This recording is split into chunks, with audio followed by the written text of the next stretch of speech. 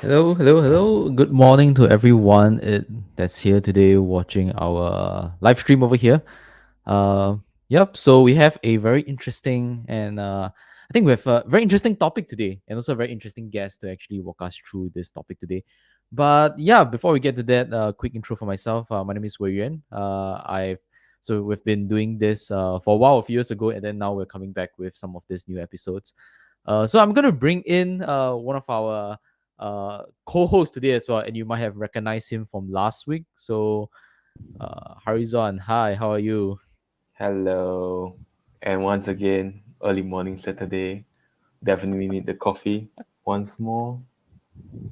It's actually going to be a full pack activity today because later on, I think in the afternoon we also need to go for there's a Gen AI workshop in Google as well, right? So for those who Yeah. are listening to this offline, later on, yeah, you know about this. Maybe we'll post about the event somewhere. Okay, but without further ado, let's bring in our guest today. Cool. Hello. Hey, Hi, cool. morning How are everyone. you? I'm good. I'm good. Hey, just noticed the t-shirt. Yeah. Oh, nice. I know Harizan also you used to wear the shirt as well, like during some of our events. Okay, but I have to say I am wearing this one. Hey, thanks. Thanks for Hey, supporting. reverse kuno. Yeah, but I'm wearing like the TensorFlow one because I thought we were talking about AI. Hey, Harizan, why you like that? Hey. I actually You have should that wear t-shirt his. also, no? This one? Yeah. I think that was it before COVID? I can't remember. Yeah, the t-shirt was available on, I think it was like AI Day in Google or something like that. I think it's like 2019. Behind that, it says like 2019 or something along that line time. I think so. AI, Is it's it? like AI Day, but I don't know what year. Oh, 2019. Yeah, Yes. 2019. Yeah. Yeah, I don't have the shirt. Where y'all get it one? Uh, I mean, either you come for the event or you know of the secret stash. Yeah. Okay, Somehow, yeah. I do know where is it. I don't feel right taking. Maybe later on I'll ask for it since you're going to Google later. Yeah. Oops, Anyway, it's this is somewhere not there. about t-shirts. Okay, anyway, let me bring the slides back in. So I think while we are maybe waiting for more folks to join in as well, and also maybe for those who are listening to this later on, I think just oh yeah, introduce very quickly. I think the quote unquote I think sponsor for this episodes as well. Yeah. We have Dev Space who is this stream is also going towards. So for those who are watching there, hello. And yeah, do visit their physical space as well as their website over here for the events that they host, which I mentioned later on. The Gen AI workshop is going to be there as well. Oops. Okay. Yes. And yeah, self social for myself. Okay, but for those offline, I will just post this link later. But I do want to get to the topic. So okay, pre-question first. All right. Since there's some context behind this, because I know we talked about travel a little bit, but I don't really want to talk about the airlines topic itself. So I wanted to just give a more generic one. So I'd like to ask both of you: would you rather travel with friends or travel with family? There is actually an answer from this. Like I got this from I think it's BuzzFeed.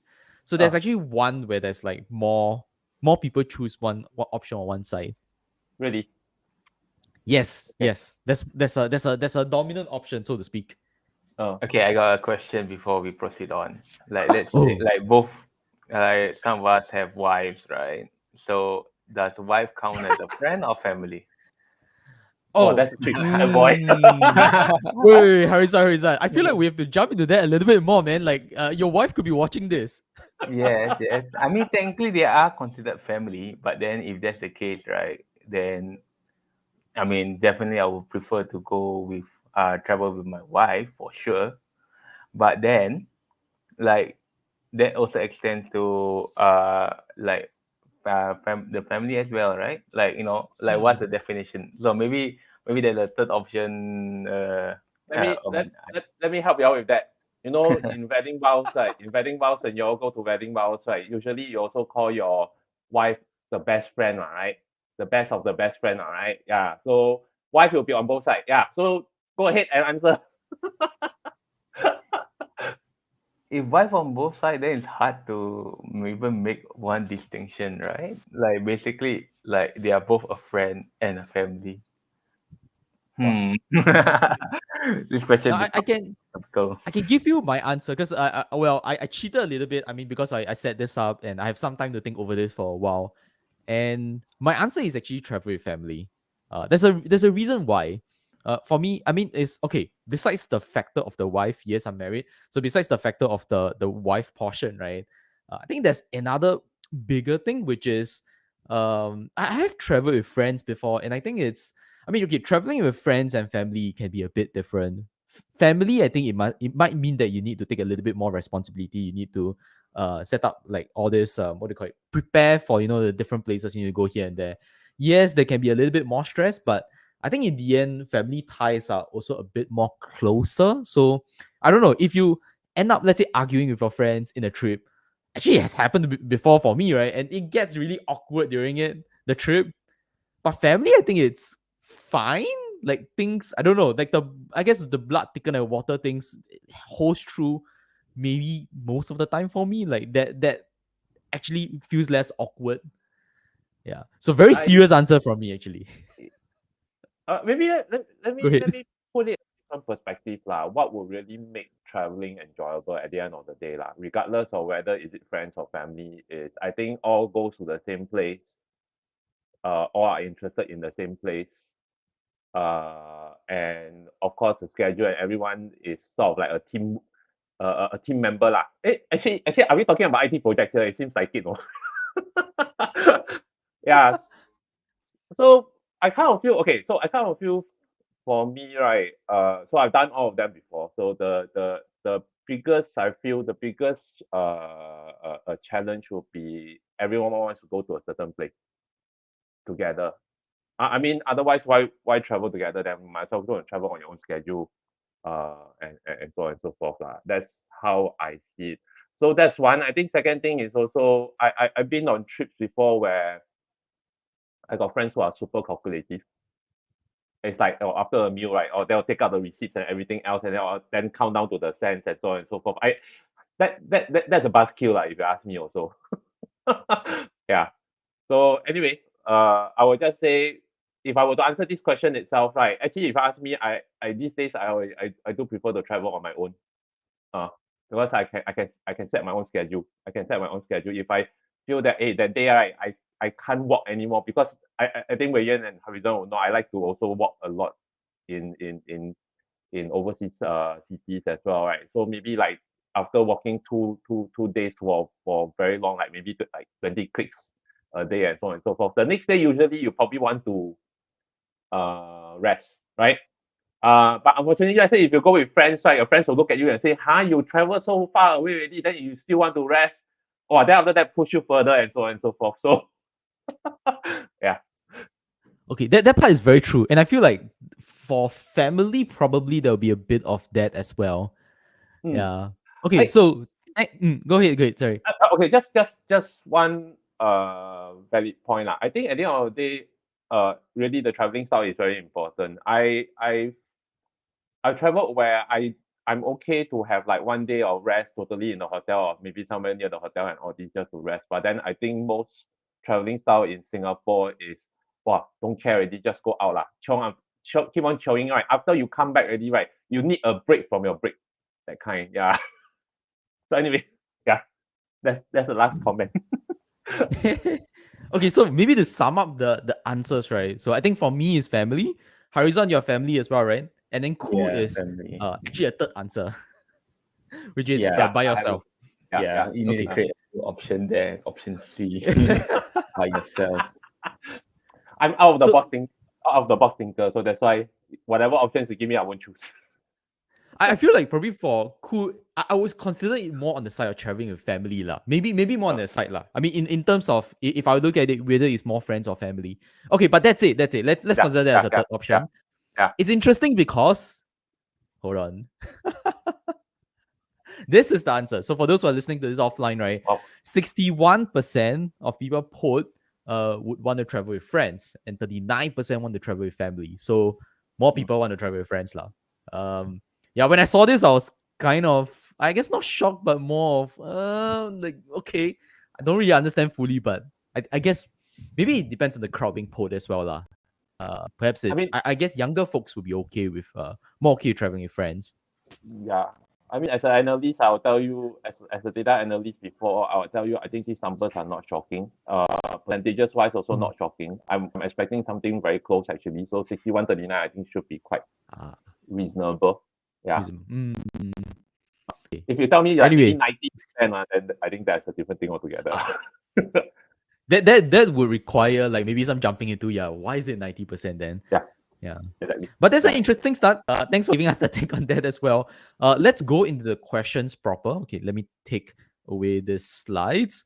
And I'm gonna go to the first question. So today we have, of course, as seen as the topic itself, right? We're talking about the recent announcement. Recent is in like December 2023, where the government released this paper on the National AI strategy for Singapore 2.0. Okay, 2.0 context for everyone. 1.0 was 2019. Okay, so I didn't even know there was a 1.0 until recently when they came out 2.0.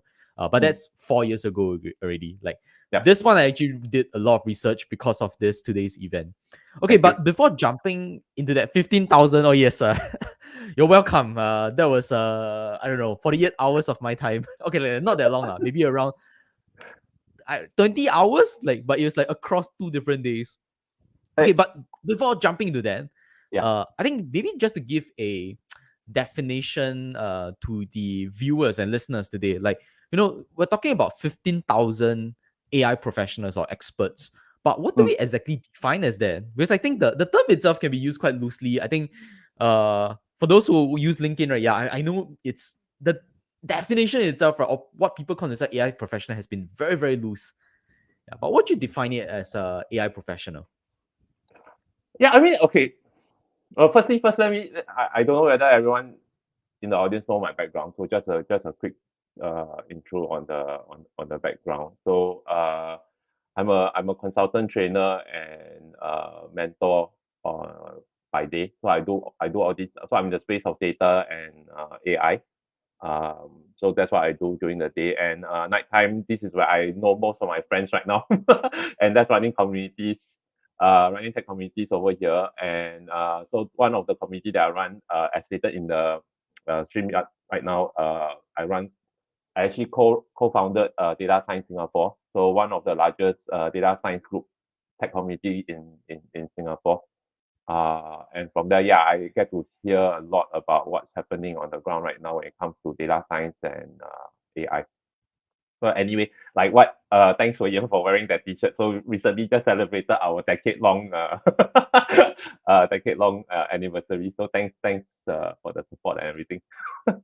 really thank the community for supporting by coming down to our meetups and all this also. Okay, so sorry, I talk too much. So let's come back.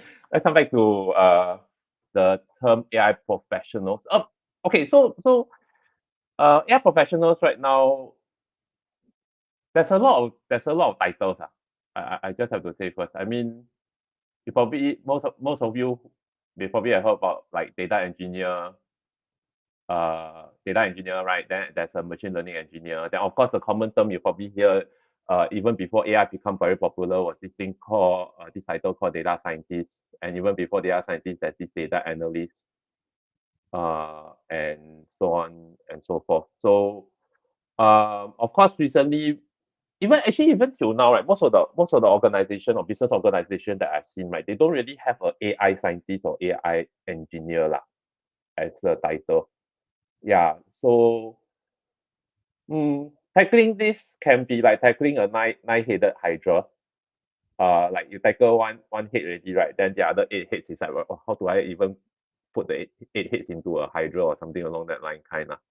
So my attempt over here will be more of like, I would say probably I will consider someone an AI professional if it's working in a data pipeline that's feeding into a model, a mathematical model. I won't even want to go into say that the mathematical model must be a machine learning model. No, I don't think that is the case. Um, and then after that, output the decisions into a business process. Output the business process. So I probably would say someone AI professional, and then there will be someone who is working quite close to the algorithm or making the algorithm functionable. A machine a mathematical model functionable. I'll put it this way. Yeah. Um. I okay.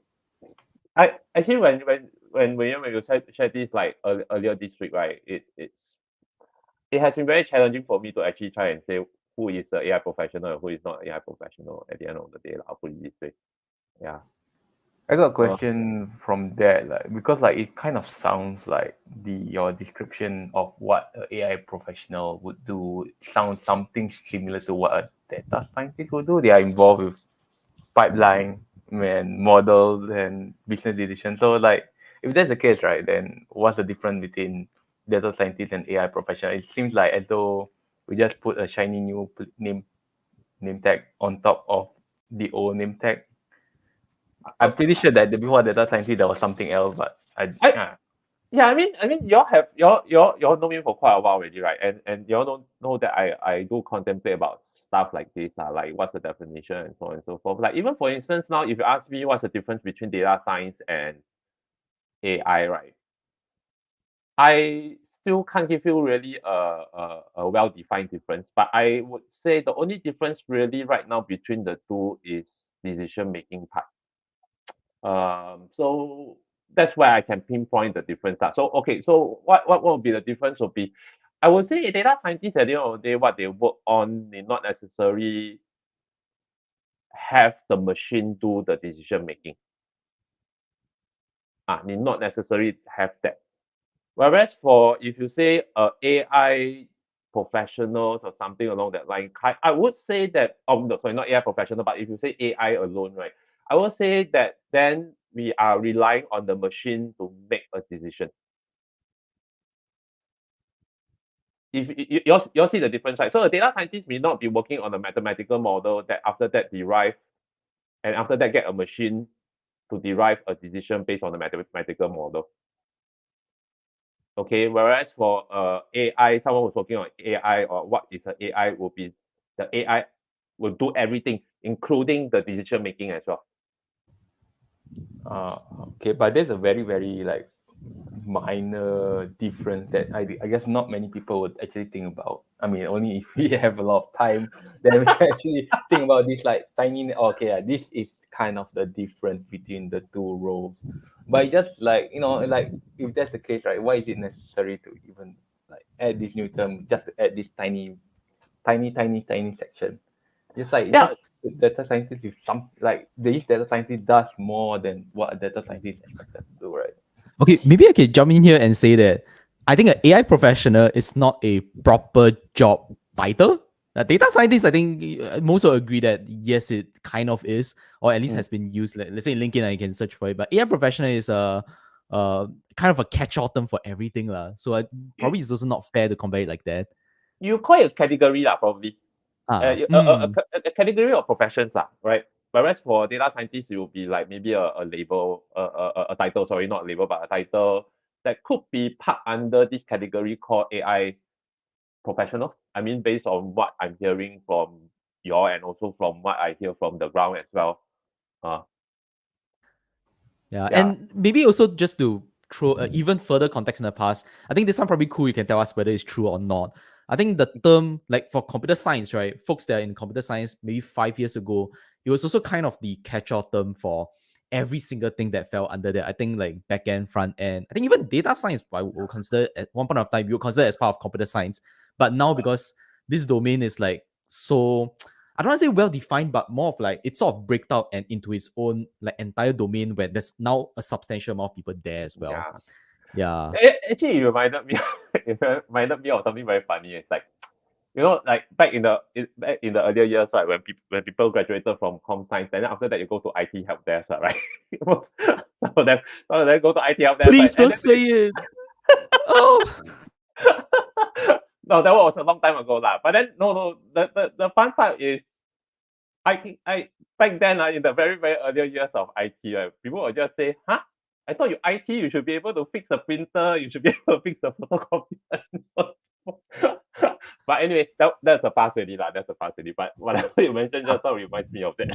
How is it the past? It's still expected till now, right? Yeah, Even actually that's true. right, yeah, like my I'm parents, trying to be nice here, okay? like let's not divert ourselves from reality. Yes, Like yes, reality is still like this, like oh, you do IT, you roughly know how to manipulate Google accounts, right? It's like I mean Wait, hold just on, go to Hairizuan. Hold on, Google. Hairizuan. I feel like that's very generously labeling it, but I do agree with the part on the IT support slash. Can you fix my printer, please? I thought you are from IT. Yeah. But anyway, that Oh, reminds me of that, lah. So I would say, yeah, I think I do agree. I think how you put it right would be AI professionals now is like a breakaway category of professions from breakaway category from com science, lah. I would just say. I mean, AI has been under com science for quite a while also, lah, as well as a pillar of study in the first place. Oh, the other thing is also, I mean, just for the interest of audience who are not familiar with AI in the first place, right? Now, generally, when I say if then else statements are also AI as well, most people don't believe it. Yeah, because most people believe that AI should be something very sophisticated kind of mathematical model, but that's not really the case. So if you actually look at the history of AI from 1956 when the term was coined all the way till now, the earlier years of AI is actually symbolic manipulation, which is like if then else statements or very simple functions and so on and so forth. So we now move to this school called I think we call it the connectionist school, lah, where we're using a lot more sophisticated models and not looking at symbolic manipulation anymore, which is the if then else statement, just to make it very simply for the audience to understand what it is. Yeah. So actually the thing is, for me at least, when I hear people say if then else statements, I also do consider that as part of AI, but it's a very old, I won't say old, lah, it's a very previous definition of what AI is about, lah. Yeah, I don't like to call it old because I think it's still a functionable or executable AI. Yeah. I mean, if that's you follow interesting. okay. Go ahead, Yeah. Harizan. I mean, if you follow based on the definition, then all engineers in Singapore are all AI professionals, right? Yeah. Even- So for what you mentioned, Harizan, the thing is, like I said, that's why I have challenges trying to actually do that definition of what an AI professional is at the end of the day. Because if I were to use the more, how to put it, if I really to look at AI development, right, since 1956 till now, right, I will say anyone who's dealing with if then else statement can be also an AI engineer, no? Can be, no? Yeah, I mean now you're hearing from it, right? It's like a bit mind blown, right?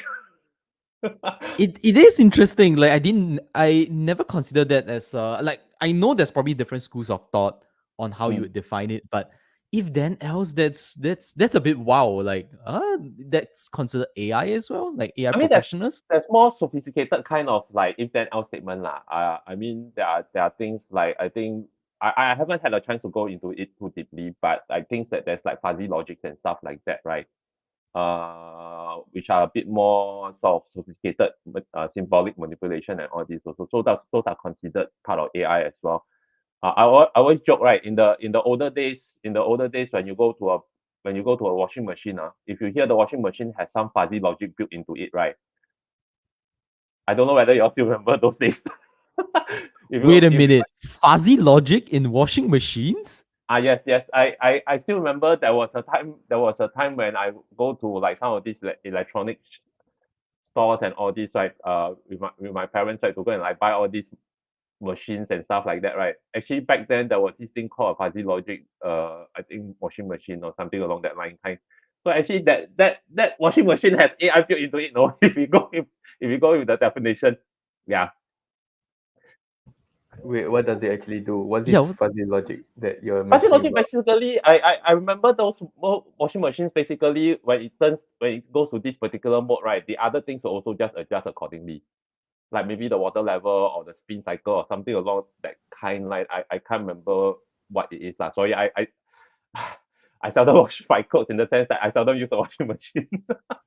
Yeah. No, Okay. but I get it. I get it. Like it's basically, I'm guessing like given a bunch of inputs, the outputs would be like controlling different mechanisms in the washing machine. Like, and it's fuzzy, I guess, in the sense that it's not a set like script where you're just running Mm. like step 1 to step 10. Yeah. Yeah. Oh, So that's so behind the interesting. scene, yeah, behind the scene you probably have all these logic gates that are built into it lah. If you know what I mean. Yeah.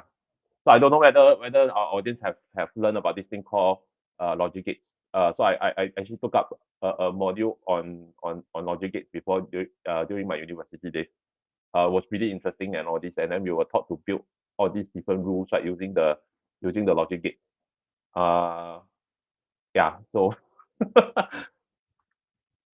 Okay, so a I bit fun. think so far we had a very comprehensive like description, of, or rather like a very broad descriptions from I think the current day school of thought to until like the older definition. Okay, I don't want to use the word O as well. Different Mm, schools of thought on the definition of AI yeah, professional. yeah, Okay, I think yeah. it's a very good segue towards the next question, and I think Harizan what's that hinted towards it a little bit earlier on, like the when he mentioned about is everyone considered AI professional, then so now we go into the 15,000 goal. Okay, like how now, of course, we're taking with maybe the more strict definition of AI professional. I'm not saying every single computer science person is an AI professional. Mm, Okay, but before going to the question, I do have to just build in the context. And again, I'm going to read out for those who are listening to this offline after the show itself, right?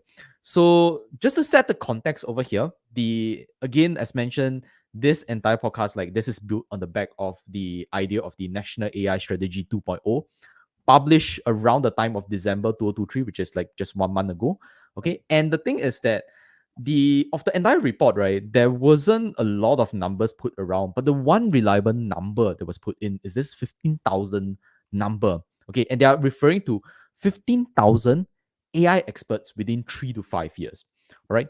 So this is just part of like 15 recommended actions to be performed in Singapore in the next 3 to 5 years. And if you're curious on what action on the number it is, if you want to look at the report later, it's action 6. So as part of this action, they recommend 3 things to be done.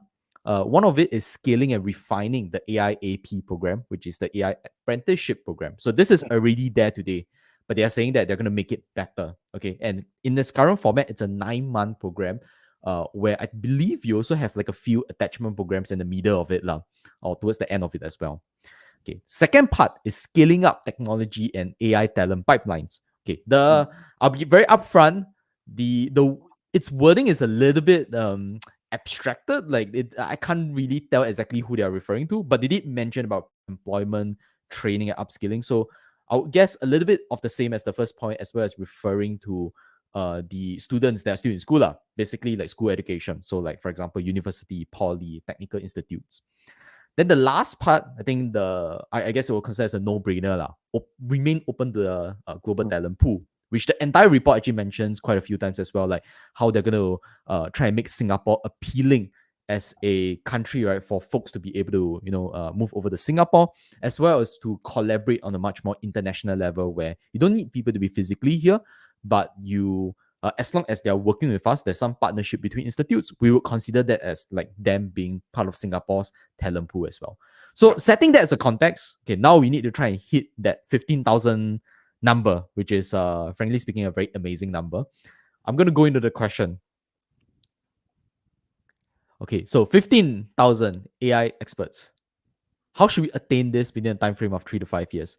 Okay, I just have to also throw in a disclaimer over here that we are not, all of us are not government, we're not in politics, we're not part of the government, we're not government agents. This is just our opinion. Like, we're just looking at the situation and like trying to understand and interpret, what could happen in the next few years. Okay, with that aside, gentlemen, what do y'all think? I mean, my first question is why 15,000 in the first place? Why that specific number, right? Did the AI model come up with it? Whoa, that's a bit meta, but okay. Yeah. Okay. So for the audiences also knowledge as well, right? I'm actually an economist by training. So yeah, definitely something a bit of a different background from the normal tech people and so on and so forth. So actually, so from economist point perspective, right? When I think if we were to see a number being quoted, right? I think what we really should like to know more about is what is the position forecasted. Yeah, what's the number of jobs forecasted in the next 5 years, like at least in the next 5 years to actually ask for 15,000. Now to this part, we are not too sure. To this part, not too sure unless we have more information on the forecasted job positions lah, to say that hey, we need 15,000 and all this also. So I mean, if the audiences are hearing this, or if anyone are hearing this later on and all this, I'm more than happy to hear whatever stats that you have and all this, and let's see whether 15,000 is it feasible.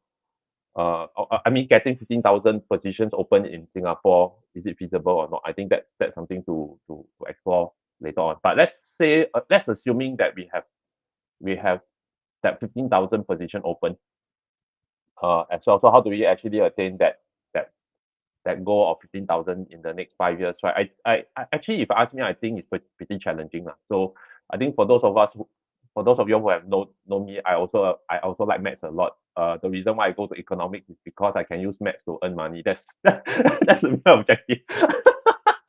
Because back then when I started my career, right, if I were to become a major in mathematics, I probably end up become a teacher lah. That's the thing. So anyway, that was during my years. Yeah, no offense to any math teachers. Yeah. So anyway, uh, so I did the mathematics and all this. So I remember there was a Channel News Asia article, or was it some news article that we were talking about, right? I think they mentioned about this thing called tripling the workforce. Yes. Okay, that Right. probably is also another interesting topic. But go ahead. Yeah.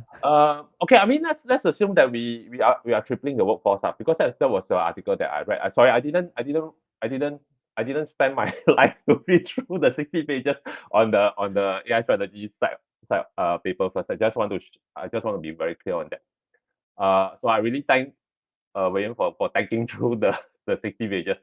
So anyway, coming back. So let's say for instance you're talking about tripling the workforce, right? Which means that actually currently right now we have 5,000 strong workforce lah. And so that means we need to have 10,000 for the next 5 years. Assuming let's say we take the full spectrum of 5 years lah.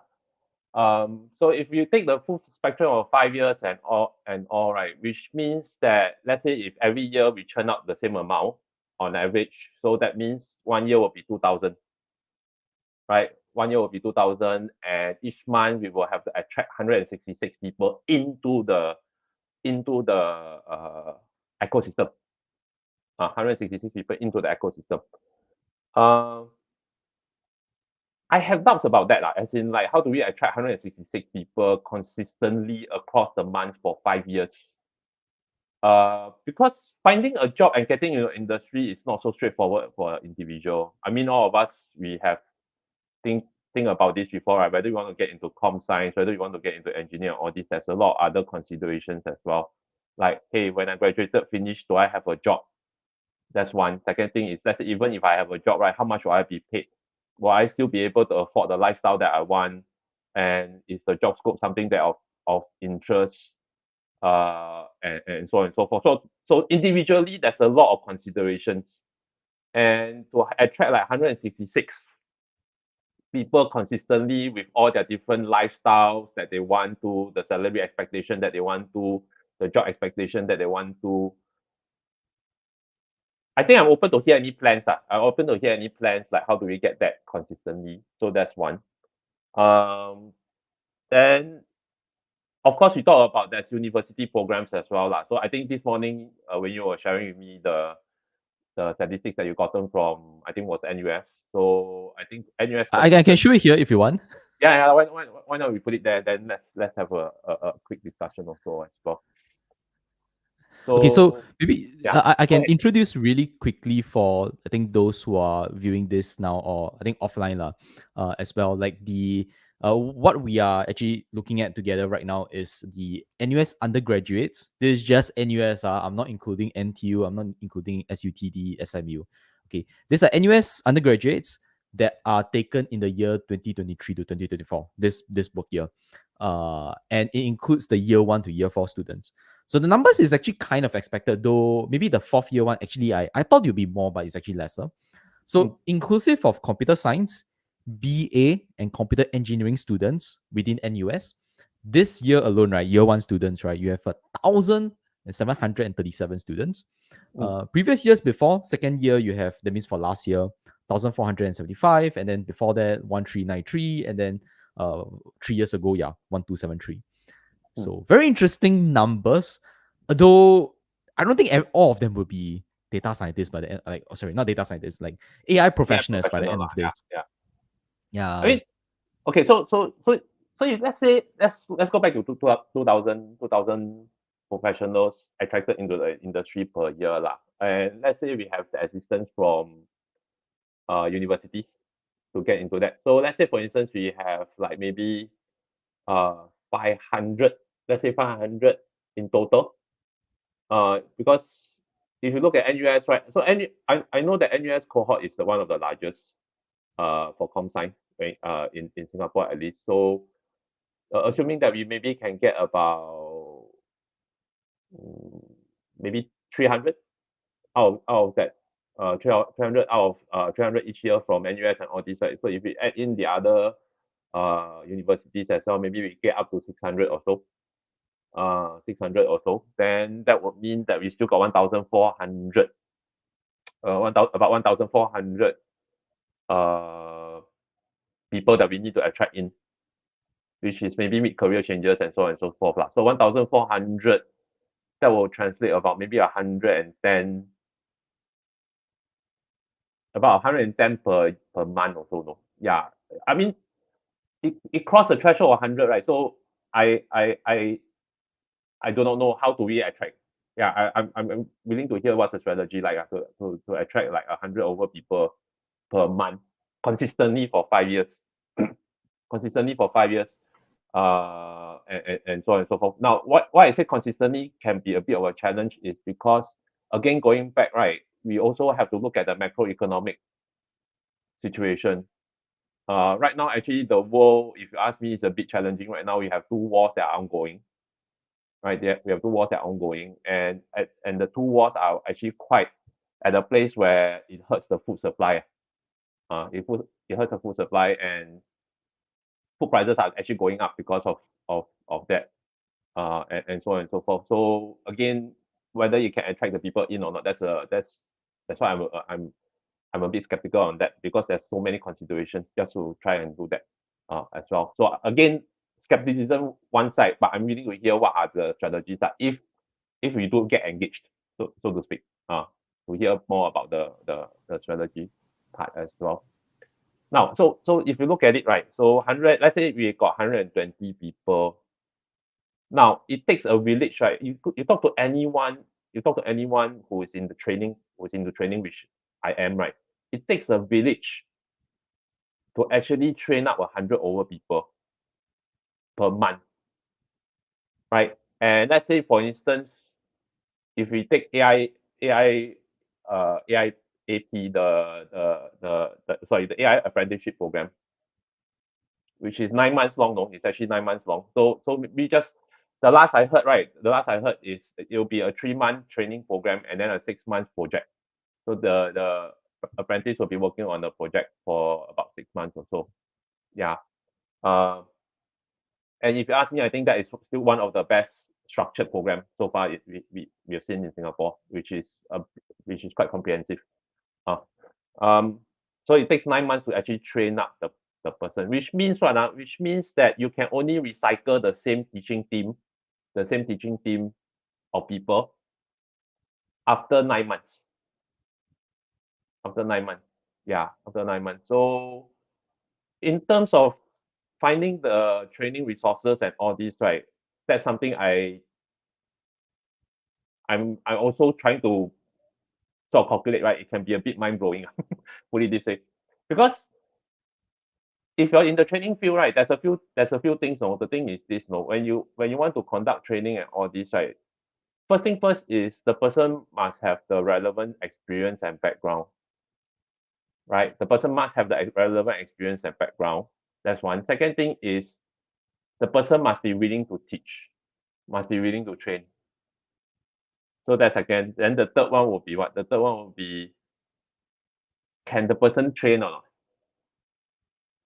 Having the motivation, having the skills to train and everything else, right? But if the trainer is not effective in imparting the experience, the skills, and so on and so forth, right, it's also still not there, right, to train up and all this also. So yeah, so from a resource perspective and all this, I do not know. I actually really do not know. And from attract and also consistently attracting the people out. Again, I also am not very clear on that also. And so on and so forth. So I do hope that we hit the number. I just want to be very clear first and all this also, because I'm actually very passionate about AI and data and all this also, and I do feel Singapore has a great potential to fulfill such a position. Why is that so, right?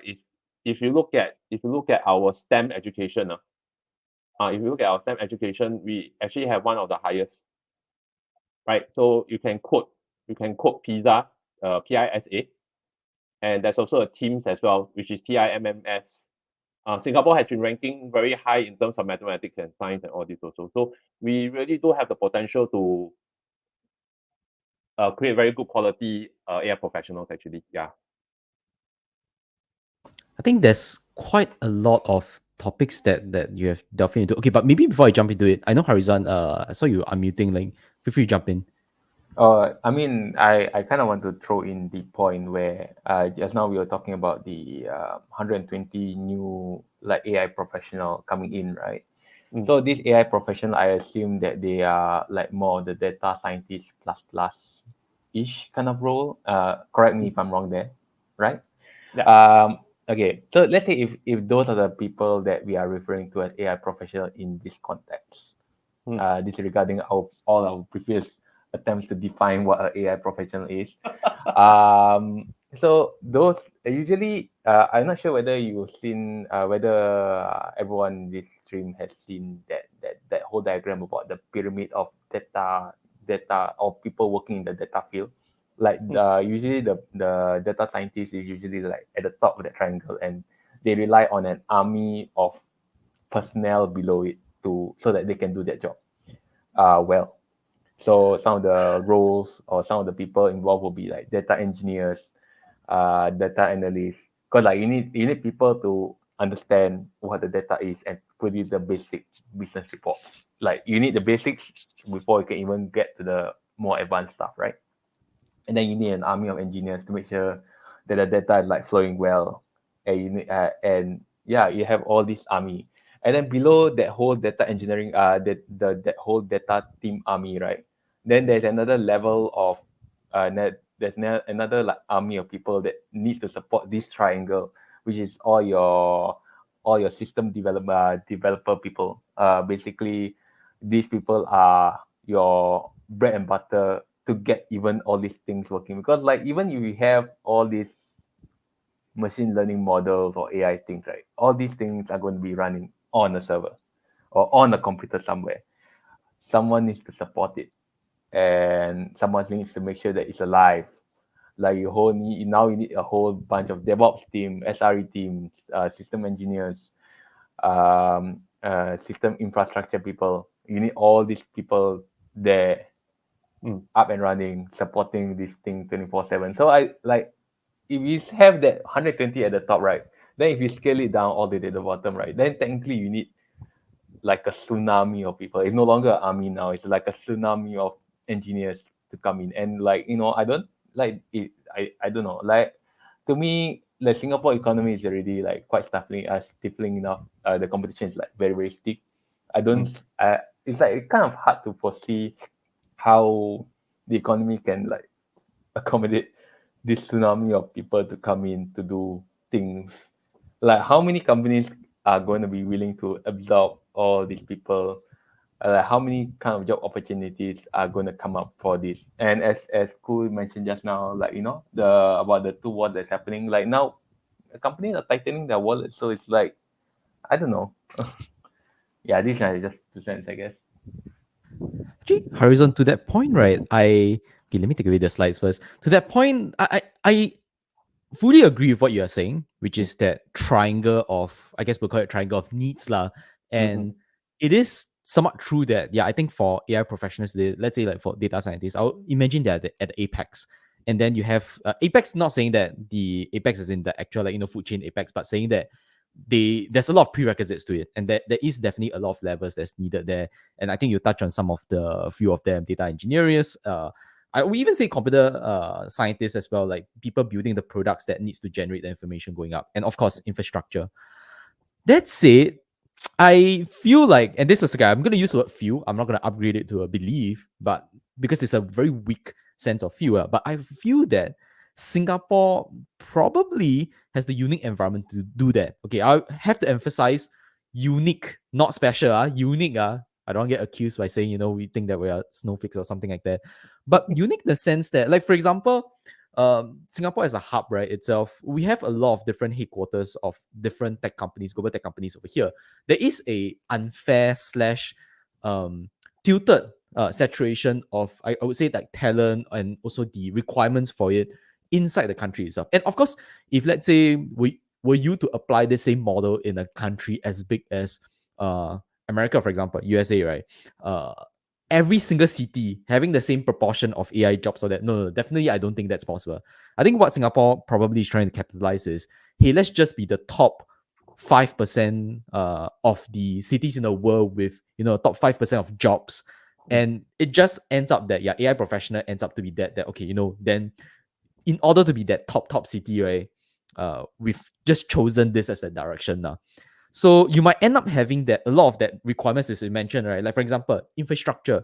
We talk about cloud computing that can be done in like multiple different countries already. You talk about like the data engineers or computer scientists itself, right? Mostly like the software engineers, right? This can also be folks, right, from many other different countries as well. So I think it's just a big attempt of this is the probably Singapore government looking at throwing the weight towards the higher end white collar jobs lah. Okay, I'm very much trying to also not mention the blue collar jobs, but maybe just to mention a little bit, right? If you look at it, right, what's the proportion of Singaporeans holding blue collar jobs today? I think that's probably the best representation of what the government is trying to, maybe in some sense trying to do as well lah. For the locals who may or may not want to be in that role. Okay, that's my maybe somewhat extreme take on it. We still have one subtopic, which is in regards to, I think, what Koo mentioned earlier on, like, can we get enough trainers for this? But maybe Koo, if you want to also mention about this triangle of needs first. What's your take on it? No, actually, I do agree. I mean, we can do remote and everything else, lah. But I would say whether you can then extract value from AI and all this, right, will be up to the individual company's capability already, right? Whether they can manage a remote workforce and whether the people who are within the team itself can we communicate well or not in the first place, right? I mean, we work in the tech space, we know if people who are from the same who are at the same physical space, I'm not even going to talk about whatever citizenship, whatever, but in the same physical space and all this, right, it's actually very easy to convey your requirements and so on, right? As compared to, let's say if it's remote, right, it's very difficult to convey your requirements altogether. and so on and so forth. So to Hairizuan's point, I would say yes, I do agree you need a village to support. But most of them can be remote. But if we switch to remote, right, then it really depends on the company's capabilities to handle remote teams, and so on and so forth. Yeah, so that would be my conclusion. But I would say the thing is this, from what I observe, right, uh, there is quite a handful of at least data engineers or ML engineers. If you ask me, I will consider them as part of AI professionals. I do think so because they play a supportive role and they do sort of give input to the AI scientists or data scientists, and so on and so forth. So uh, I don't know whether maybe the 15,000 has or has not. Again, the definition. I just want to also say this was the definition wasn't provided in the strategy paper, right? From what I heard from you, Weiyuan. So yeah, maybe even data engineers or ML engineers are part of it. We are not too sure also. Yeah, but a handful of them actually does after that. Actually, a handful of them, from what I observed, is they come from a data science training. That means they came from a data science program, and then after that they say that, hey, actually I like to tinker with it, pipelines and all these, right? So that's why they branch off to like data engineer or ML engineer. Yeah, I haven't seen. I won't say I haven't seen. I seldom see people directly just jump from like com science to ML engineer or from com science to data engineer itself. Yeah, but it's usually a branch out this way. Yeah. Okay, Harizan, any thoughts after we give our responses on that? I mean, I'm still like pondering on the points. I mean, all the points are valid. Yeah, I don't have anything else to add on that I can think off the top of my head. But it is a very factual point lah, that the triangle is there. Mm. But it's just very interesting that, okay, regardless of the definition of how many people might end up there, Mm. yeah, I think maybe this is a topic, right, that can only be in, I guess, spoken in the context of Singapore. Like, I think if you talk about it in the context of other countries, right, then it is very much only limited to that city alone, and maybe it's not very relevant to the whole population. Yeah, but I think it's very unique that we can actually talk about it like this, and it's still relevant to all Singaporeans, given that as a small country in the whole world, we are able to actually target like this entire market as that. Okay, but maybe just to take a few steps back to Koo's earlier point in terms of, do we even have enough trainers? And I think if I understand that correctly, right, enough like efficient or good teachers lah, who are able to instruct and create that entire workforce. 15,000, okay, 10,000 lah, the tripling, right? We're using a tripling Let's go definition, quickly. so Yeah, yeah. 10,000 more.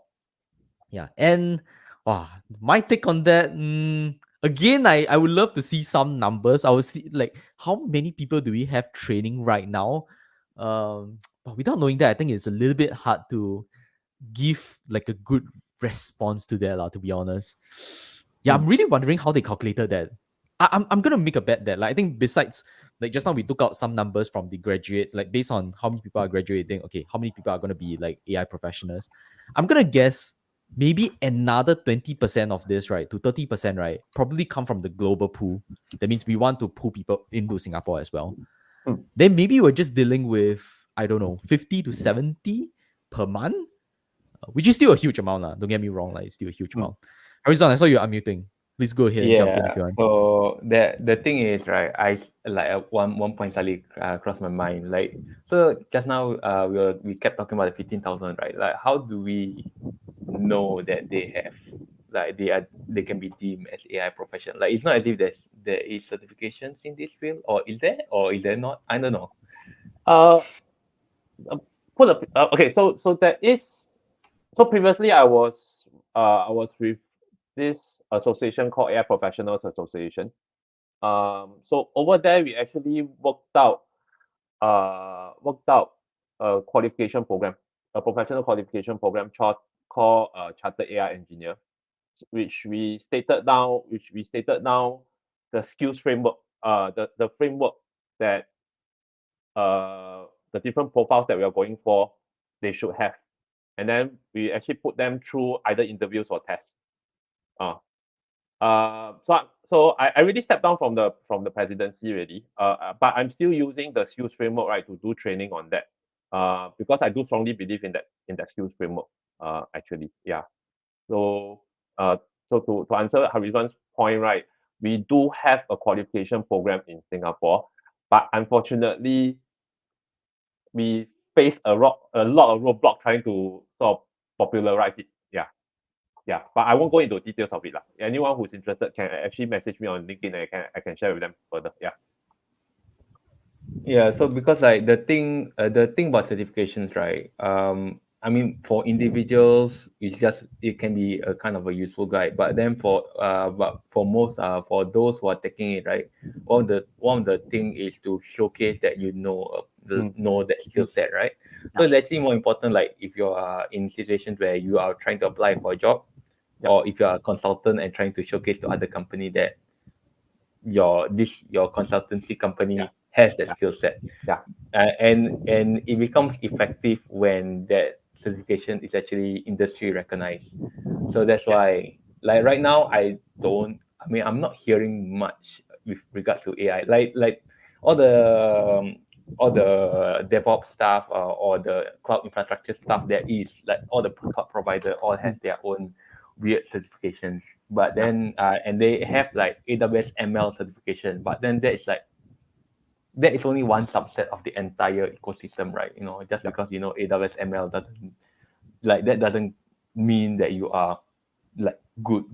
Yeah. Like but it is a sign to companies in a sense. I don't know. No, Just mirroring. I do agree, no, Harizan.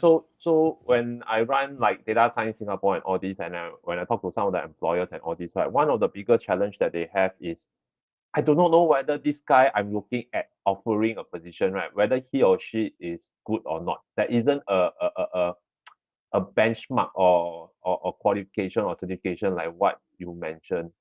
Yeah, and it shows me what? It shows me actually currently right now the industries do not know how to differentiate the good and the bad. Yeah. And the qualification actually is helpful, I feel. But unfortunately, like I said, I face a lot of roadblock when I try to push it up. Yeah. Can you share what kind of things that you face? Like what kind of roadblocks, Uh, or there's a private I don't feel conversation? comfortable sharing it publicly, because I probably will get this channel banned already. That's okay. Oh, Okay, better not. Yeah, okay, so okay. no, yeah. Okay, later Milo session, teh tarik Yeah, Milo session. session Whoa, later. whoa. Yeah. Anyway, you wanted to comment on something? Yeah.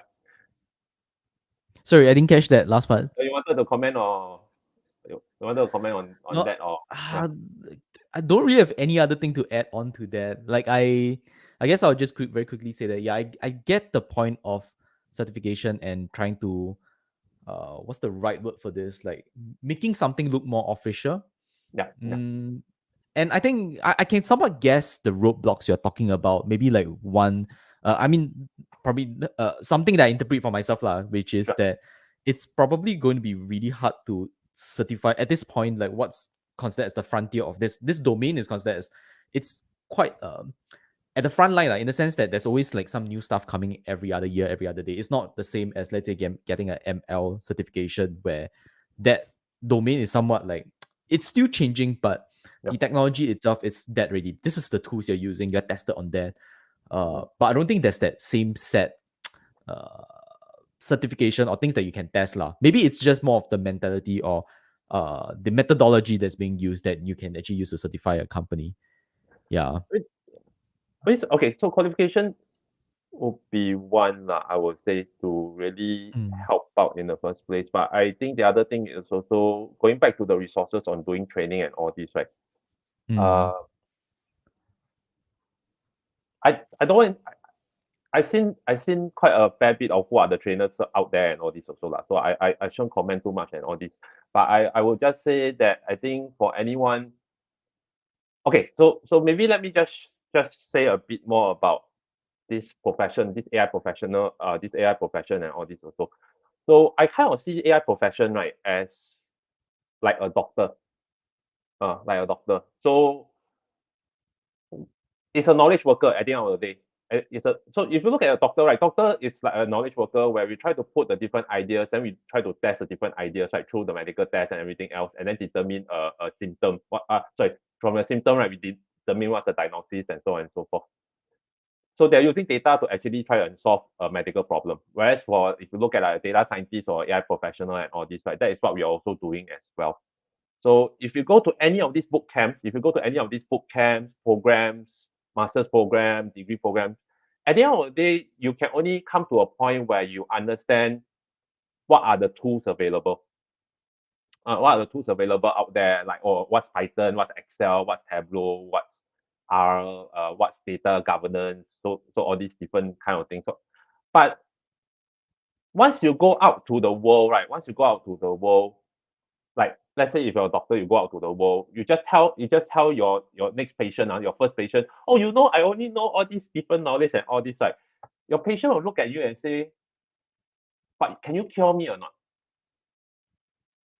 Right, but can you cure me or not? Whereas for like a data scientist or AI professional, right, the businessman will say, yeah, I pay you a salary. Can you help me earn back the salary plus a few more times?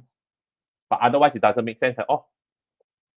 You knowing all these tools and whatever, right, doesn't tell me that you can bring me money at the end of the day. You have to show me that you can bring in money. So what happens then? Is either you actually have a portfolio of projects, right? You have a portfolio of projects. Like for instance, right, let's go back to the doctor example. Oh, these are the people I've cured, and these are the kind of maybe touch wood cancer or whatever that I've cured and all this. Then that builds confidence in the next patient, right? Yeah. So similarly, as a data scientist or AI professional, right, you use that project portfolio. So this is how I actually have translate data to profits or translate data to cost cutting, or better decision making and so on and so forth. So at the end of the day, how I see the whole thing is this: you will go to a doctor that has a lot of experience, or so from a data scientist or AI professional, right? You will want to work with a data scientist that has a lot of projects under the belt, and most of these projects are either profitable or very successful at cost cutting, and so on and so forth, right? So it's a very experienced kind of teaching and all this also. So at the end of the day, I feel that a good trainer or good professional, he or she will has a lot of experience to share, a lot of best practices to share. So then boils back to the question is, how many do we see that in Singapore that has the experience, that knows the best practices, then after that willing to step out and teach and can teach effectively?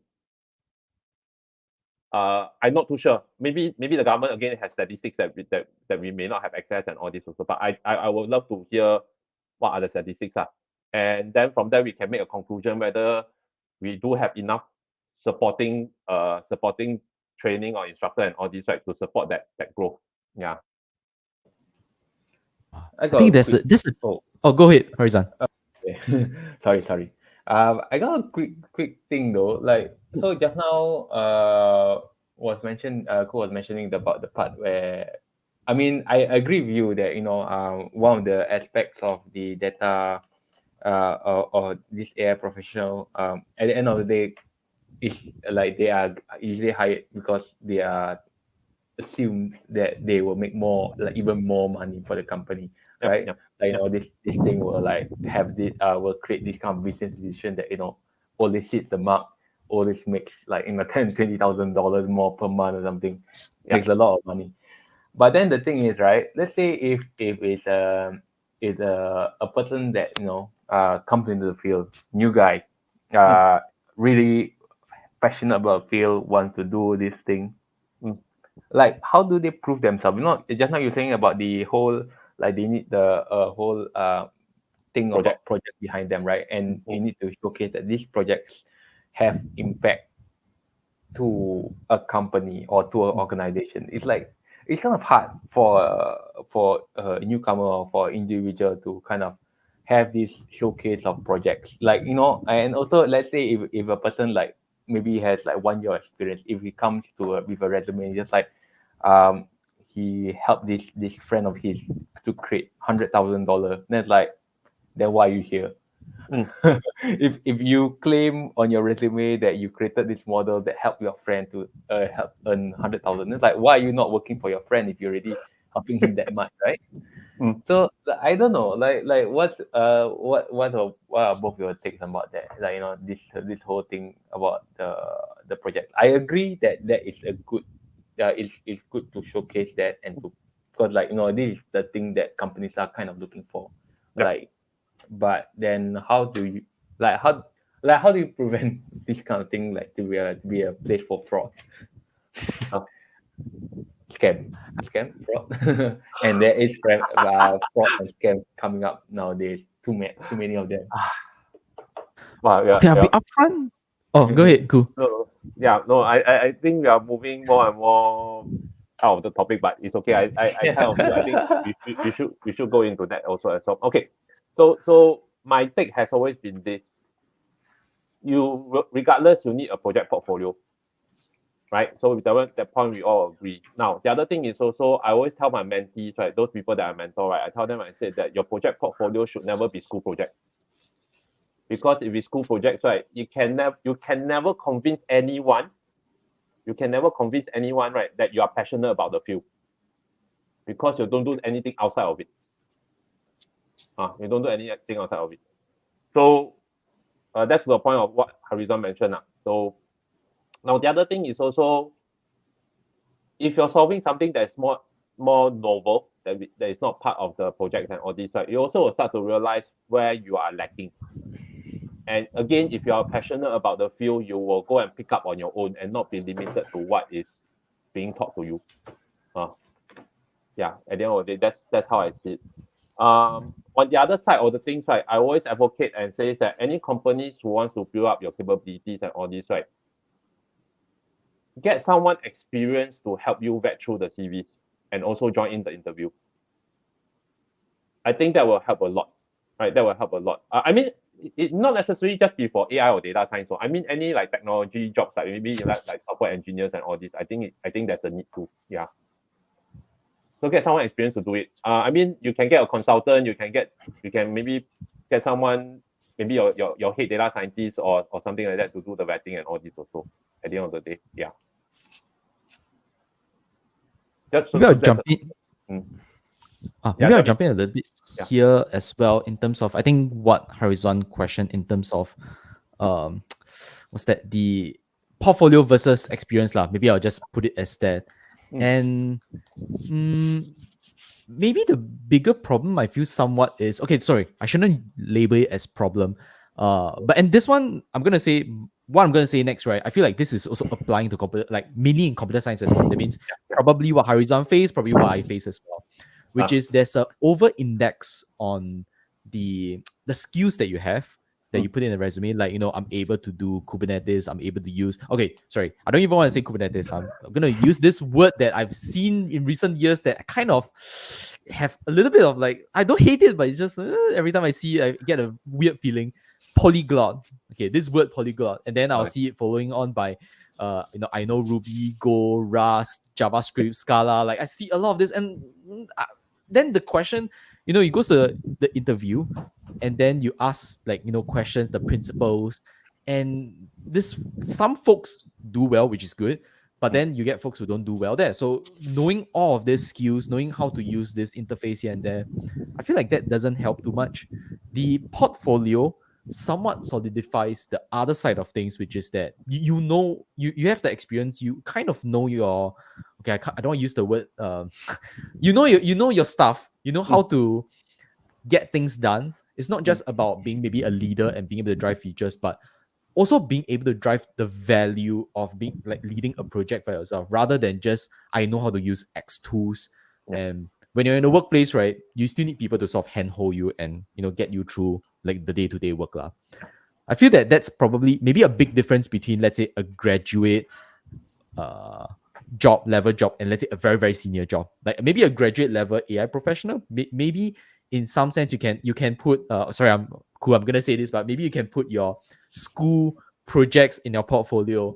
But I think if you are, let's say, like 5 years to 10 years in industry, yeah, I agree with Cool. You should stop doing that, man. Showcase your other experiences, whether it's at work or whether it's outside when you are volunteering for a community and you are building something maybe in open source. Show that experience outside of just the skills, being able to use a few tools. Those are important, but it should be complementary. Okay, maybe let me add on to the point about the school project lah. Okay, so why I say totally, okay, maybe not the word totally don't put any school project. The thing is, if you put in a school project, right? For me, let's say if I'm the one doing the interview, right, I will probably just ask what's your contribution to that school project. Let's say if it's team. Let's say if it's working in a team, right? So, but to be able to sort of ask those questions, right, you need someone experienced again, like I said, who will know how to poke around and say that, or whether this is really done by you or not done by you, what's your contribution to the project, and so on and so forth. You need some domain knowledge on that. Now, let's say if it's individual school projects, right? Now, my challenge for that would be you haven't handled dirty data yet. You haven't handled real world industry data yet. And all of us, right, will know how dirty it can be. It's even dirty than any P that you have probably seen. Oh my god. Yeah. So it can be so dirty, right? You do not know how to even go ahead and clean up the data before you go into the project, before you go into the modeling in the first place, right? So my issue would be then, yes, you can put in your school project, but these are the things I probably would do. Like, for instance, find out what's your contribution to the team project. Second thing is, I want to, if it's individual project, I would love to also find out how you handle the different data altogether. Yeah, but I probably will have add a lot of salt onto that answer that you give because I do not know how good you are when it comes to data cleaning. Yeah. I think cool. On this note, probably in the future, I'm going to pull you back for another one of these sessions where let's talk about hiring in the future as well. Like I think besides I think there's other one that we talk about like let's say creating or be able to structure and hire into and creating that team for a certain purpose, right? I think hiring itself is also a very in-depth topic that probably we can talk into that because Yeah. to be honest, I probably have, okay, I never counted, but I probably have interviewed maybe at least around 100 times throughout the course of my career, interviewing other people. And yeah, I can see there's a lot of faux that, like, mistakes that people make that can be a big problem there. I think some of the tips you mentioned definitely are going to be really important. Okay, but maybe I'm going to take this conversation back to the original because actually, I'm really surprised. We actually spent around 50 minutes on this first question so far, but I'm going to move to the second part. So the first question, okay, maybe just to bring it back to the screen again, the original question was how to attain the goal of 15,000 AI experts in the first 3 to 5 years. Okay, that's the first half. Now the question is, wow, if let's say we're able to do this, right? Then the next part of the question is, how are we going to fulfill the job requirements for this? Now you have 15,000 people looking for a job. And actually, this question, I feel like also extends back to just now something that Koo mentioned, which is, I think you talked about, okay, let's say having enough trainers for it, right? As you mentioned, is there enough trainers for this AIAP programs or any other programs or boot camps in getting people out, right? The one thing I was thinking about is, oh yeah, as part of this AIAP program, right, there is the attachment. Is there actually like going to have, let's say, 10,000 extra like attachments in local companies for that? Like, is there really that amount there? That got me thinking, yeah, okay, going into this job portion now, how are we going to meet this then? This is a very daunting topic by itself. Okay, so I think to answer this, right, we will have to switch around and maybe see from a company's perspective. From a company's perspective. Now, if you're a company, right, let me ask you, let's say if you're a company and all this, right, what are your considerations before you even open up a job position in the first place? And I haven't even thought about that job position, whether is it freelance, permanent, contract, or seasonal. all this from LinkedIn. But anyway, yeah. So I'm not too sure also. Again, like I said, I would love to have more information and data on it before I make a conclusion. So at least based on what I see so far, right? if I were the company and all this, I probably would say that, hey, I mean, if I want to hire someone, of course, again, must make money back for me lah, or must at least hit a certain objective and all this also. And I must use this objective to convince my supervisor or supervisor, right, that, oh, this objective is worth this amount of money. Especially if it's permanent, if it's a permanent position some more. So permanent position is even worse in the sense that the consideration will be, do I have enough jobs for the person or not to create a permanent position, and so on and so forth. So then this goes back to whether there's enough use cases in the company. And I think a lot of companies right now, from what I see at least, right, they're struggling with coming up with use cases because of the lack of understanding, knowledge of what AI can do. I mean, everyone will know what AI is these days, but unfortunately, most people's impression of AI is, oh, you know ChatGPT, or is Google Bard, yeah. So, or Vertex AI, and then that's about it already. So that's what most people's understanding of AI is. And then so there's still a lot of education and involved and all this also before companies realize that, oh yeah, I can use AI in this particular process so that I can continuously churn out money and use this money, right, to pay the AI professional, to pay the AI professional, and still have some money left, to be part of my profit, pool. I think as a company, that would be the consideration. So here begs the question, how good is our corporate education program to educate them about AI, right? To educate them about AI, to get them to quickly adopt the use cases and all this. Because you think about it also, right? A company will not hire someone permanently just because of one use case. It has to be at least like 3 or 4 use cases, right? I mean, yeah, exactly. So when we work when we are hired in a, basically, let's say in a bank or startups or whatever, you don't work on one project alone. You work on like 4 or 5 projects in the first place. Yeah.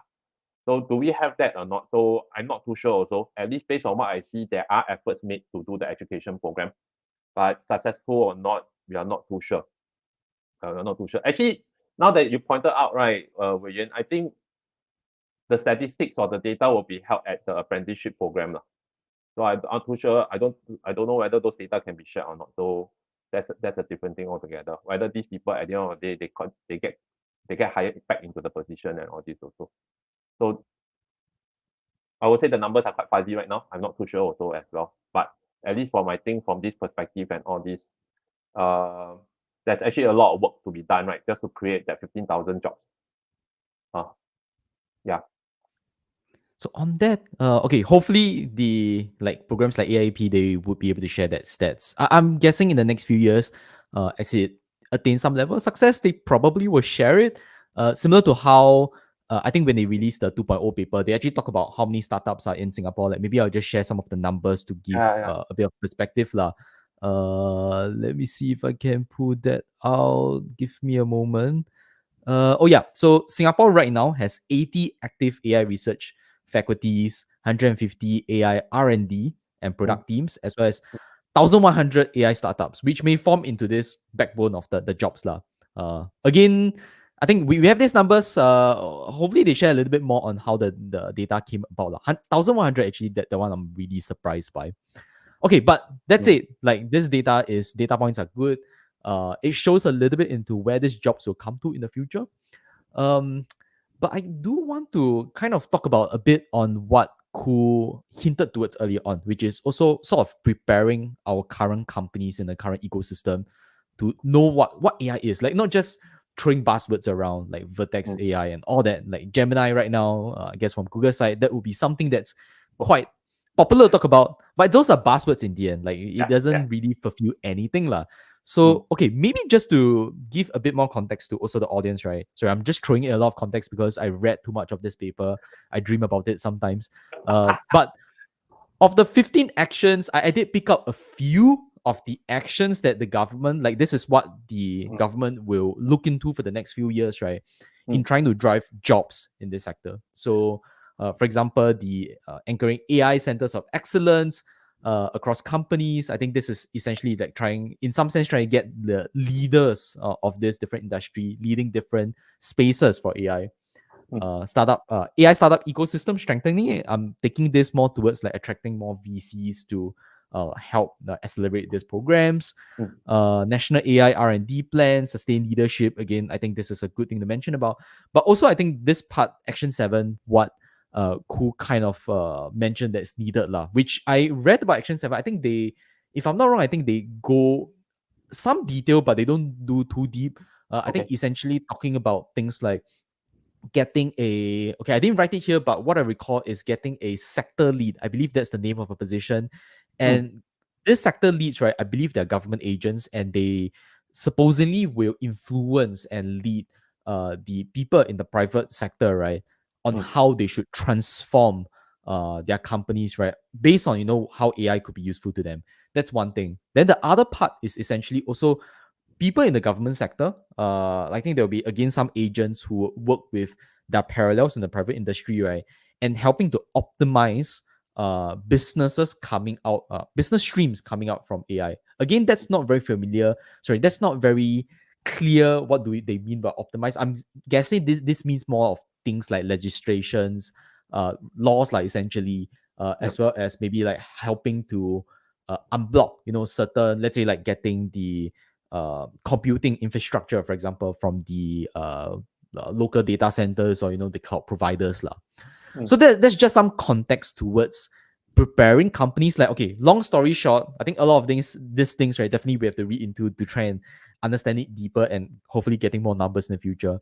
But I am heartened somewhat to say that, yeah, I think there are some actions that the government is at least highlighting that they will prepare the industry towards it lah. Then I guess the other side is probably, are companies open enough to like also pursue these programs and try to be prepared for this like change in the future. Okay, sorry, too much context thrown in. I don't think there's really a quote unquote question now, but I think still going back to the original, like, okay, 10,000 jobs lah. Again, to be generous with the term, 10,000 jobs. Yeah. It seems like the team. Right? I think Rizwan wanted to say something. Yeah, I wanted to Go ahead. like based on the point about trying to drive enterprise AI adoption and whatever, right? So I mean that's one part of it. But then this is a curious question: do the three of us, do we use AI in our personal lives, and do anything with AI that's kind of remotely useful? Like, do we use it? Because I mean, like telling other people to like, you should use AI, but then we ourselves don't use it. It's just that would kind of comical in a sense. I have an answer to that. I think it can be broken into two parts: the direct portion and the indirect portion. And I think, to be honest, maybe I'll talk on the direct one first. So the direct one is more like, as a software engineer, do I use like AI related products that help to enhance my day-to-day role? So the question would be maybe more like, do I use Bard or ChatGPT? Do it AI coming from Google? Yes, I'm a GD, so I help them advertise a bit. Do I use those things? Yes, I do. But I think that's probably not the answer you're looking for. The answer you're looking for is more on the indirect side, right? Day to day, the common man, do we use like those AI products? I think probably that's a little bit harder to answer, because in the end, products and companies who use AI to drive their features and products, they have to figure out whether they need AI there or not. I mean, in the end, the idea is just, when we use those features, as long as it's useful to me, I'll use it lah. Like, let's say like when I'm crossing a traffic light, for example, I'm guessing they probably have some sort of AI built into that, because recently the traffic lights near my house, they actually changed the scheduling pattern. It's no longer like one side anymore, like where they do the green light, red light, right? Instead, they change it into a 4-way pattern. So I'm guessing that there's some data being collected there to do that. I think recently, me and Koo, we also heard from a friend of ours, which I will not mention the name of, from a local transportation company, who also mentioned about using AI to plan how they're going to build the infrastructure of the entire transportation system. So it does affect us indirectly, but I think we'll never know. The question is it useful or not? Maybe that's the question I'll throw back. Yeah. Yeah, I think at the end of the day, all this talk about using AI or using the latest technology and all this, right? I would say I go back to my economist hat, and I would just say that what's the value generated and what's the cost to maintain that value lah, at the end of the day. Any project any project where the cost exceeds the value, right, it's a failed project. I'll just put it this way. Yeah. So if you ask me again, like I said, go back, what's the use cases again? And actually I kind of feel that if you want to provide use cases to industries, to get industry to do it, industry at the end of the day, actually, if you ask me, right, their main thought is, I don't care about whether is it latest technology. My main thought will be, I adopt your whatever use case that you're talking about, right? Do I make money or not? Do I cut costs or not? Yeah, I seriously, I don't really care. So the thing is, when we set out all these, like just now was mentioned, like this center of excellence, whatever, right? Are we able to quickly churn out these kind of use cases so that it can be quickly adopted by the companies, by the industry, and in turn generate that 15,000 jobs that we need at the end of the 5 years? Yeah. That's why I see that it can be, what I feel can be a bit challenging, understanding the nature of all this. Yeah. Yeah, it's a bit hard to kind of find out the use cases of it. Like right now, the one main prominent technology is ChatGPT and the image. I don't know what's the image generation thing. Image DALL-E, Jet? No, that's Google. DALL-E image, Dolly image, I yeah, think, to generate yeah. image. Yeah, So DALL-E, like, Stable Diffusion. Yeah. so basically, those are more like for social media in a sense. Like I haven't seen it like actually you. I mean, okay, AI besides the thing where it's like data, where it's actually used for like infrastructure planning and whatever. That those are like something you need to be at the level to be able to see such use cases. But from an individual standpoint, it's kind of hard to imagine those kind of use cases. You need to be at that level to kind of know and imagine what other possible use cases and before you can proceed on. Yeah, I mean, right now the only use case that I have right now that I use it on a day-to-day basis is like I use it to help generate the paragraphs in my blog. So my blog has started to start to use AI because, like, the fun part of writing technical blogs is actually doing the research and writing up the code. I I don't Yeah. particularly like the English portion of it. So the English portion have become AI recently for me. So that's for me, but I'm not sure. Maybe all for all like this episode, like all the things that we think of is all ChatGPT inspired. Yeah. Is it? We actually have to be upfront and say that I actually enjoy the writing part a lot though. But research not that I don't like it. I'm okay with it as long as the research materials are more easily digestible. Okay, I shouldn't add in too much comment, but that's it. I think to each his own. I mean, different folks probably have different ways of how they use AI. But I feel like that's the issue right now, which is that we're still scratching the surface. I think probably the actual application or it's like a bit of the we don't know what we don't know segment right now. We don't know where this technology can be used to build what feature in what company to drive like X amount of profits. Like as Koo mentioned, cost must exceed profits. Yeah. But I that's a think, problem. That's the problem. so I also Go want to ahead, go caution ahead. a bit. I also want to caution a bit, like how we use all these like LLMs and everything else at the end of the day also. Like for instance, I've seen people say that, they shout out and say that I'm using LLMs for HR methods, like maybe performance right performance appraisal and so on and so forth. Now I think without going into the details and all this, I'm a bit skeptical in the sense that unless between LLMs, the outcome, there's a human at the end of the day in the middle of it, right? I'm a bit skeptical in the sense that we are talking about people's career here. We're talking about, so people's career has a certain impact to their individual lifestyle spending and so on and so forth. So I also want to caution, the thing is, even if we found use cases and everything else, you also have to be very careful the kind of impact we are creating using AI. Like, so performance. I think the other one I'm also a bit skeptical on would be using LLMs, right? To summarize CVs. I mean, I like the summary function, not saying no and all this. But I feel that we have to be very careful here, because if you use like LLM to do summary on CVs and all this, right, we may miss out. We may miss out very good people, and we may even pick up people who are duds in the first place, DODS in the first place. I mean, this is just a whole new thing called. So previously it's called search engine optimization, right? Now it becomes a LLM engine optimization CVs. Yeah. Actually, I want to tap onto that and bring up not a different topic, but just a parallel with a similar topic, which is blockchain and cryptocurrency.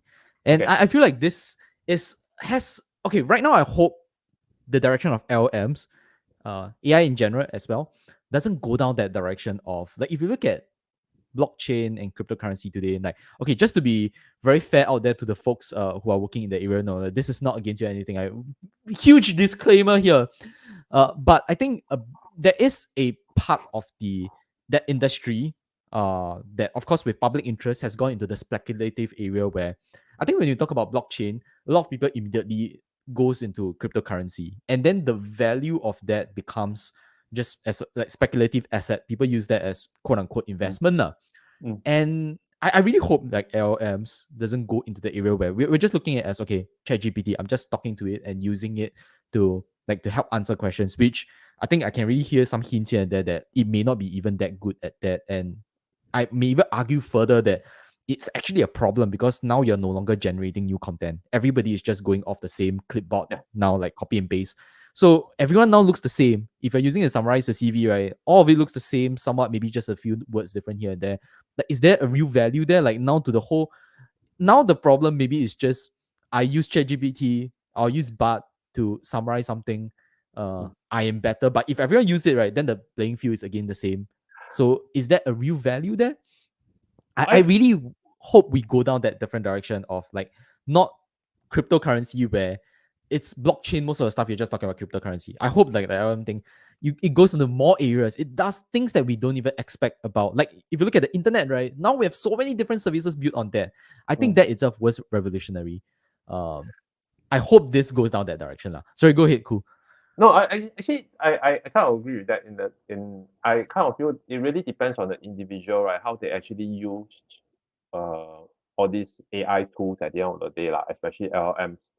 So if you just use LLMs as it is, right, and then you just submit it as homework or just pass out homework and all this, right, your brain doesn't get trained to think further, right? Your brain doesn't get trained to think further, and sooner or later you'll get blunt. Yeah, you'll rust. And actually, I kind of feel that let's say if you use LLMs and then you don't put in your own thinking, your own edits, your own thinking, your own ideas and all this in, right? What's going to happen is we will just be deteriorating at the end of the day. So per what Rizwan was mentioning, per what Weiyuan you were mentioning and all this. So I think the key thing is, yes, we should use all these tools, but no, we should not 100% rely on it. You should still put in your own thoughts and ideas into it as well. Yeah. On that, I probably want to throw in that so to make things even more accurate, comparing to Hairizuan, like I think when we write blog posts or all that, I still use AI tools lah, to be honest, not to generate, but I guess Grammarly, if I'm not wrong, is probably using like some form of AI, and they help to correct the grammar in there lah. Okay, we're not sponsored by them, but I'm not sure why I throw that in. But yeah, I mean it's just to show it. I agree. Like I think the ideas must still be there. You can use these tools to help you structure it better. But if the main ideas, the base ideas are not there, right, then it's just not, you're just maybe in some sense copying off other people's ideas. You don't learn anything from there. You don't gain anything out of there. And then that goes back into the jobs as well, right? The AI professions, the jobs. I don't think it's that simplistic where it's the same as using something like ChatGPT or like Bart. Like that, I guess it's going to be a very deep profession itself as well, which is why 15,000. Okay, sorry, using the 10,000 one instead, tripling, right? But how are we going to hit that? That's sorry. I know I'm pulling up the question again. That there isn't really a straight answer right now without numbers, Yeah, without the numbers and details, I think it's a bit challenging, to be fair. Yeah. Yeah, probably have to observe some more. Well, time will tell. Again, just see where we. I mean, time. Like I said, when we say time will tell, right? We'll be able to see 5 years later, lah. So maybe what we can do is put inside our calendar. 5 years later, we do another session. Hey, And then we can maybe talk we about it. should. Maybe we should. We do this tech walks. Uh, Every few months. I'm not gonna tell the audience like what's the frequency like. Yeah, actually, let's talk more during those sessions, and then I think definitely we'll pull. I want to pull Koo back in again one day. I think doesn't need to be 5 years. I think as long as we see some results, probably we can come in again and talk about it lah. Because I am really interested to see how this 15,000 situation turns out. Will we get the 15,000 positions or professionals? And will there be jobs for it? Because right now, okay, maybe I didn't get a chance to show this slide. I mean, we don't have much time to discuss it too much already, but I'll just show it. Like, I think this is based off on the screen itself. I'm showing like a 2022 statistics where there's this company called Glass AI where they crawled from LinkedIn based on all the job descriptions. And if you look at the stats itself, right? Let's say like Amazon alone, right, has maybe around like close to 10,000 AI. Was it 10,000? Sorry, I don't think it's 10,000. Actually, it's only referring to this small figure on top, like 2006. And then Microsoft had like what, 154. Like it's all numbers that okay, sorry. This all are AI professionals. Okay, I misremember them. These all are numbers of AI professionals. But if you look at Amazon, that's around like 10,000. Microsoft has around like 7,002. Meta 5,005. Google around like slightly over 5,000. Like these are numbers that of the whole company globally. These numbers are already considered huge, but for Singapore to hit 15,000, right? This is like a sizable amount of all of these big tech companies and the numbers that make up their AI professionals. So Actually, well, this I is think it's interesting. gonna. This is interesting. Mm, I think we let's put a few minutes just to talk about this. So okay, I yeah, remember you mentioned that this is about, was it, let's see, 10,000, about 30,000, about 30. I think it's 33,000, right? If I remember correctly. I think based yeah, on 33,000. the last year. So this is 33,000 lah. So 33,000, but these are big tech companies. So Mm, from a policy making perspective, I'll just tell you that maybe they only made up 10% of the workforce, mm, because we could still got all these like SMEs and so on and so forth lah. mm, So let's say 30,000, of these jobs are held by big tech, which is what we see over here. So the whole workforce, right? Let's say assuming that this is only just 10% of it, right? So that means the whole worldwide workforce is about 300,000 people. 300,000 people, which means that in 5 years, Singapore is looking to fulfill 5% of it. 5% of it. Um, I think it's a ambitious, but I think it's also a reasonable goal to go for. Yeah, I think it's a reasonable goal to go for. Uh, but when I say reasonable, means that I'm looking from the perspective of fulfilling that 300,000 people. To create a workforce to fulfill that 5% of the 300,000. Whether achievable or not, I think we still come back to the conclusion that hey, we will need all these resources, we will need all this execution and plan and details, and all this. And do we have the resources? Is it achievable in the 5 years and all this? I think at the end of the day, we do need more information on that rather for now. Yeah. But I like this stat. I like this stats actually. Thanks for calling this out. Yeah. Uh, yeah, no worries. Yeah, I think thanks for also sharing that. I think we haven't really talked about this before, but I think yeah, when you put it in perspective, if the global workforce is around 300,000, 5% actually does sound it's a good goal to strike for. I think given mm, as Singapore as a city that really want to achieve that top city status lah. I think with yeah. like top tier jobs. Mm, So I think yeah, that does put things in perspective. But although yeah, whether we will be able to create the jobs, I think that's something we have to observe in the next few years. yeah. But I think hopefully for the audience who are listening in, I think if you are interested in this sector, you are already applying, like definitely I would advise you to go and look for the AIAP program, right? Maybe I'll put links on the program after this. And like do apply for it if you're interested. And I mean, maybe that's something that you might want to be Okay. interested to move into that in the future. Oh, cool. Let's Looks like he has something else to add here. Yeah. Sorry. I just want to caution for those of you who are listening to this and then you come across AIAP program, right? So AIAP program has certain prerequisite, and because it's a Mm, government funded program, it's only for, I think it's for Singaporeans and PR. I remember PR is also in as can be in as well. So there are prerequisites as well, and so on and so forth. So I'll suggest you all check out the prerequisites. Let's say, but let's say if you want to brush up your skills and everything else, of course, I know most of you will have come across a lot of all these ads right now. All these ads about telling you to become a data analytics professional or AI professionals and so on and so forth. Uh, I don't want to go into the detail of it, but I think I'll help by suggesting a few tips on selection. A few tips on selection, which are the courses that's suitable for you. I'll just say this first. All the technical materials that they share in the courses are available online. Are available online. Yeah. So what you're looking for is people to curate the materials, and also what differentiates the other courses from the other courses will be the trainer that they hire. So to select the best course for you, my suggest is take the outline, ask a practitioner whether these are relevant skills to have.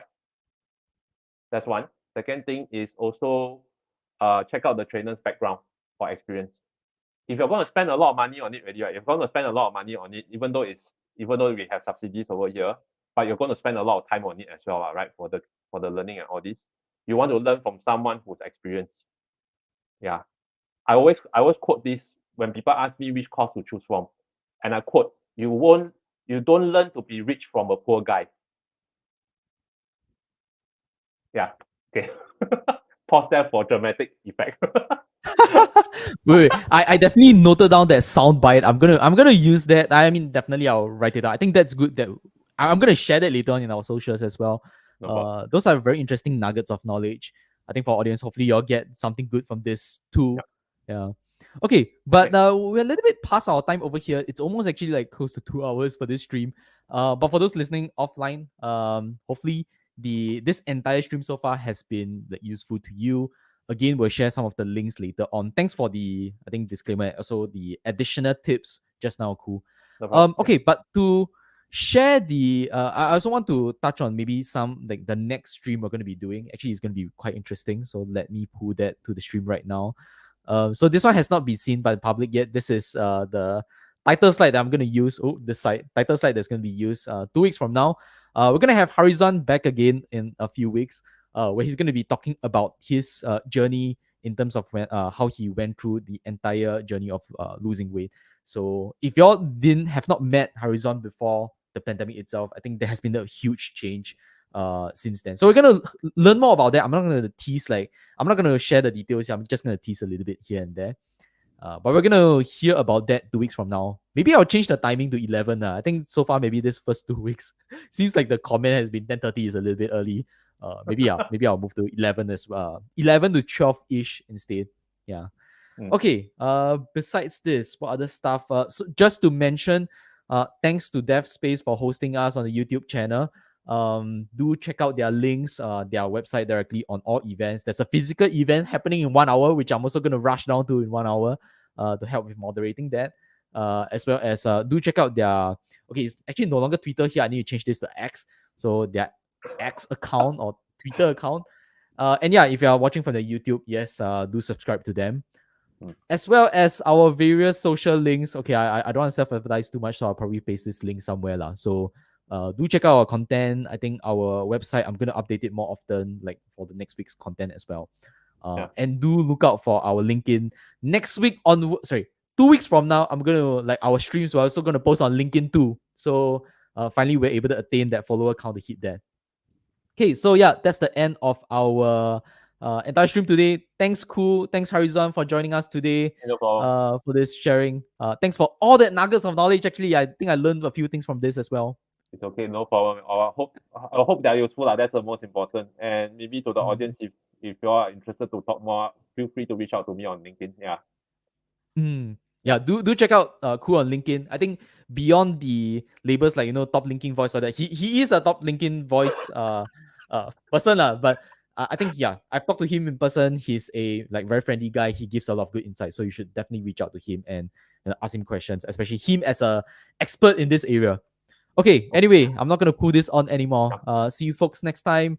Yeah. Bye bye. Bye.